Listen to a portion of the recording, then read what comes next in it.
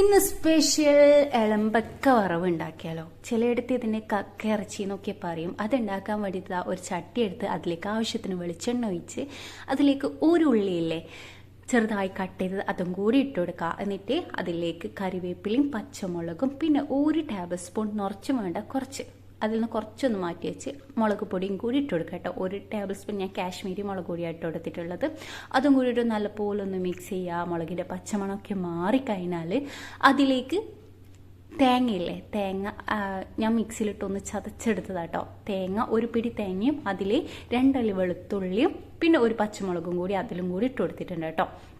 അതും കൂടി ഇട്ട് കൊടുത്ത് നല്ലപോലെ ഒന്ന് ചതച്ചെടുത്ത് അതും കൂടി ഇതിലിട്ട് കൊടുക്കുക. എന്നിട്ട് അതൊന്ന് മിക്സ് ചെയ്തതിന് ശേഷം നമ്മൾ ഇളമ്പക്കയില്ലേ കക്കറച്ചി അതും കൂടി ഇതിലേക്ക് ഇട്ട് കൊടുക്കാം. പിന്നെ ഉപ്പിട്ട് കൊടുക്കാൻ വിട്ടുപോകരുത്. അതും കൂടി ഇട്ട് നല്ലപോലെ ഒന്ന് മിക്സ് ചെയ്യുക. ലാസ്റ്റായിട്ട് കറിവേപ്പിലയും കൂടി ഇട്ട് കൊടുത്ത സംഭവം സെറ്റായി നല്ല ടേസ്റ്റ് ആട്ടോ. ഒന്ന് ട്രൈ ചെയ്ത് നോക്ക്.